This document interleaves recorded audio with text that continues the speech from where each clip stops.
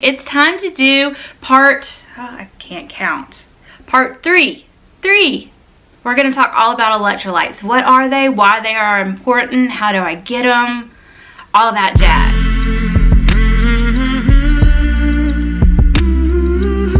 Hey y'all, hey, it's Erica with Time to Shrink. So today we're going to talk all about electrolytes. All right.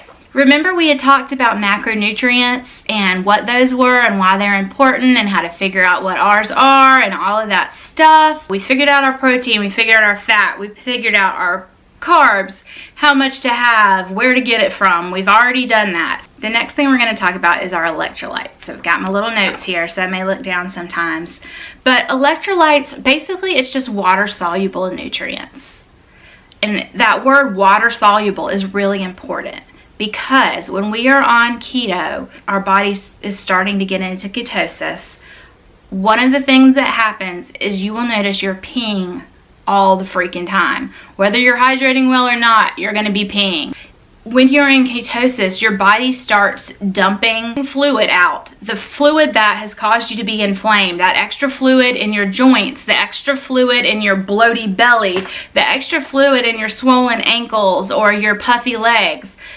Your body starts diuresing that, meaning peeing it all out, which is a really good thing. And part of the reason you start to feel better in the long run on ketosis, because all of that inflammation, which was literally storing extra fluid in your body, you're getting rid of all of that. But in the process of getting rid of all of that, your body flushes out water-soluble micronutrients. Micronutrients are your vitamins and your minerals. And the ones that are water-soluble, you can tend to pee out in this process. Now, there are 3 primary micronutrients that get flushed out that are important for us to try and figure out how to supplement. So have you heard of the keto flu? You feel achy, you can be headachy, you can have diarrhea, or you can have constipation. You're just not feeling good. Some people get really bad headaches, muscle cramps, but it's avoidable. If we know this is going to happen in this process, that we're going to flush out these micronutrients, if we regulate these to start with,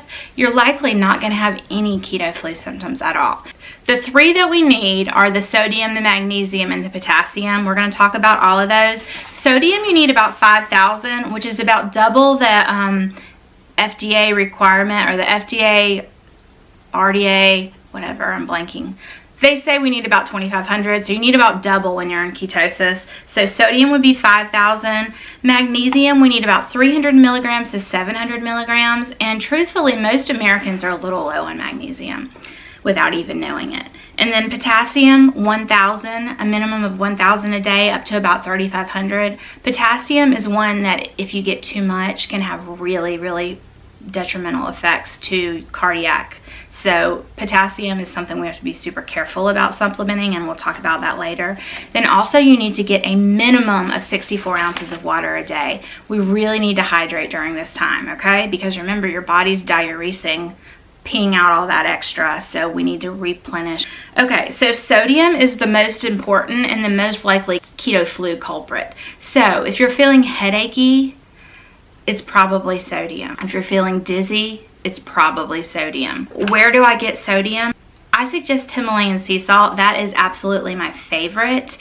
There's also other salts, other sea salts. Just make sure you're getting a quality sea salt. I would actually tell you to go get your scale, put a little baggie on your scale, zero it out, pour sodium in it until you get the little rock salt, Himalayan salt. Pour that into your little baggie until it reads 10 grams. 10 grams of weight is about 5,000 milligrams of salt, okay? So that's one way you can do it. You fill that little baggie up, and then that right there, that's how much salt you need to eat today, okay? You can put it on all your food, you can put it under your tongue, you can dissolve some in water, but you need to get all of that in every day. That's your amount. This little container here, y'all, this is Malden sea salt flakes. This is the one I like to keep either by my bed or carry with me. So if I get a headache or if I start feeling dizzy, I can put this right under my tongue. If you put it under your tongue and let it dissolve, it helps with the symptoms really, really quickly. I love this stuff. Got this on Amazon. It's like $4 for this little container. It comes full of sea salt flakes, but you can just refill it. I ordered a few of them so I can have them in different places. That's kind of a lot, and people look at you crazy when you're putting all that salt in every day, all the time. So another way you can do it is some Soleil water. Grab it. This is my Soleil water. If y'all have followed me for very long, you've heard me talk about it. It's chemically fully saturated. So 1 tablespoon of this water is 1,434 grams of sodium. But the great thing about Himalayan sea salt and Soleil water is there's 84 trace minerals. So you're actually getting some magnesium and potassium from this also. So taking a couple tablespoons of this a day is really, really good. You can put it into a Keto-aide, which we'll talk later how to make a Keto-aide. You can put it into water a few times a day. I do not suggest, if you have had weight loss surgery anytime in the recent past, shooting it. Some people just shoot it a couple times a day, just shoot it with some water behind it. It burns the crap out of your new stomach. And don't ask me how I know that. Oh my gosh, y'all, I thought I was gonna die.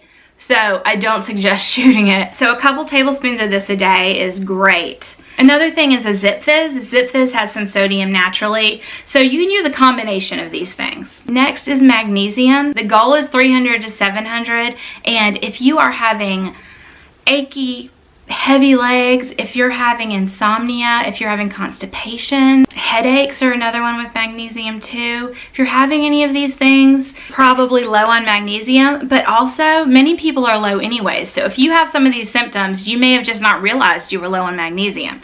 Magnesium is one that I suggest everyone supplement. There's a few types of magnesium that I do not want you to buy. So if you're going to the drugstore, you're picking up some magnesium, Erica said to get some magnesium, here's what not to buy. Do not buy magnesium oxide. Magnesium oxide is just not very absorbable. You're wasting your money. It's going to go right through you. And then magnesium citrate. Magnesium citrate is something that we use in the healthcare world if we need to clear out your colon. Like before a colonoscopy, mag citrate is the stuff that you drink. So that causes major diarrhea. So don't go buy mag citrate because you'll be really mad at me. So here's what you do want to look for. There's 2 types. There's one that I suggest the most, but there's 2. Magnesium malate. And what that does is it gives you your magnesium with the side effect of some better energy. People will say, I take this and I have more energy. And that could be very true with this. So that's a possibility. The one that I tend to recommend the most, because it goes along with the symptoms that people have with magnesium being low, is called magnesium glycinate. It is a relaxer. It relaxes your muscles. It makes you sleepy. It helps with insomnia. It's just delightful. My favorite brand is called Natural Calm. You can take it in pill form. I like the one called Natural Calm. You dissolve it in water and it just tastes like a little raspberry lemonade. I think they have different flavors, but I really, really like it. I personally take it every other night because the Zip Fizz that I have daily also has magnesium, and that tends to work for me, but you've got to find where the balance is for you. Okay, and then potassium. Potassium is the last one. Now, potassium has some warning, warning, warning. You do not want to take too much potassium. Too much potassium will have cardiac events happening. Potassium comes in so many of the things that you eat, y'all. If you're low on potassium, you're likely to see cramps or palpitations. Some people, when they have the keto flu, will get palpitations where they literally feel like their heart's beating out of their chest. Generally, that means that they're very low on potassium. Most people don't end up with that symptom. Most of us are not low on potassium because so much of the food we eat has potassium. A normal keto person, I would not suggest supplementing potassium really, but those of us in the weight loss surgery world, we can only eat so much, right? So you're only eating so much potassium. So you may need to supplement a little bit. I suggest tracking for a few days to a week.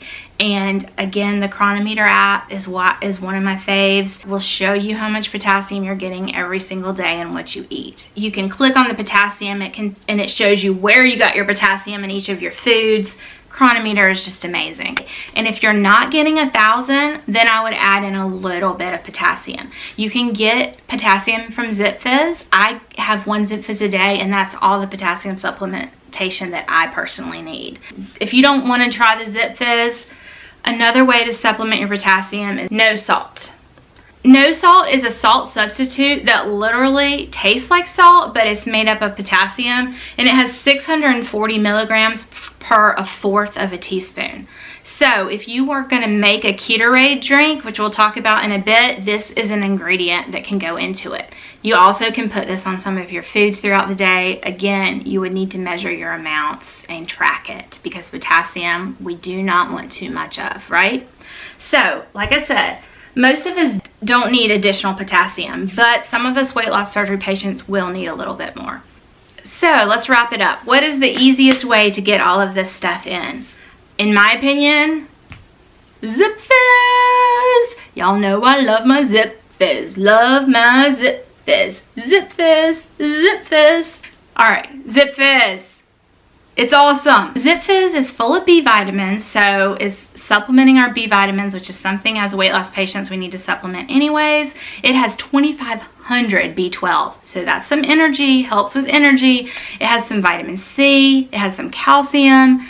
Magnesium, it has 100 milligrams. Potassium, it has 950, y'all. You're gonna hit your potassium minimum just with this. Sodium, it has 75 milligrams of sodium. So you get a little bit of sodium with this. You're still going to need to supplement your sodium.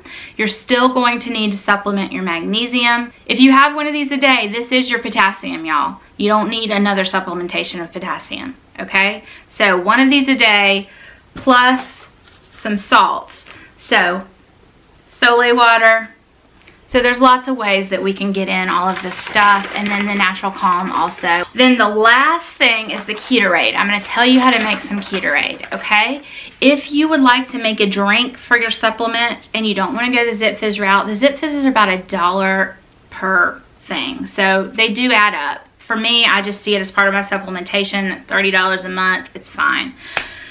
But if you want to make your own, there's a couple different ways. So you get a glass, like a glass mason jar or something, and you are going to put in a 1/4 teaspoon up to 1/2 teaspoon of no salt. I suggest just 1/4.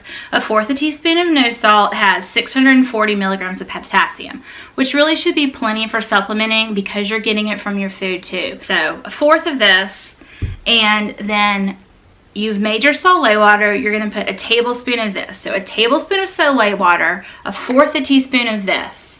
That's your base for this. You're going to fill up the rest of your jar or cup with water, and I suggest doing this in like at least 12 ounces of water because you're wanting to dilute it. And then you would add a squeeze of 1/2 lemon or 1/2 lime or some essential oil drops of that. I would do doTERRA is one that you can actually ingest, and then 5 to 10 drops of stevia to sweeten it up. Some people also will put up to a tablespoon of apple cider vinegar in this. Just mix it all up and you drink it. Some people like to mix it with like a mineral water, but if you don't do carbonation because of weight loss surgery, just mix it with regular filtered water, stir it up, drink it. I don't really like it. People say it's an acquired taste. Some people really like it. So try it and see what you think. I personally am going to stick with the ZipFizz. Another way to do it is 1/4 of this, 1/4 teaspoon of this, a tablespoon of this, just like the other one. Then add your water, and then add water enhancer. So whatever your favorite water enhancers are, as long as they're no carb, do some squirts of that, mix it up, and that is perfectly fine. You also could add your natural calm right to this, and then that would give you all of your supplementation. The natural calm has a really good raspberry lemonade type flavor, so it really could go with this. And you know, it does relax you a little bit, but it's not gonna put you to sleep. It's just relaxing. So those are your options for how to get it in. If you have any questions about this, please hit me up. Put it in the comments. If you're seeing this in my Facebook group, you know, we can easily talk through there. You can direct message me if you need to, or just talk through the group. If you are not a member of our Facebook group, we have a bariatric keto support Facebook group, and I will link that down below. But we'd love to have you join us. It's just a safe space for support.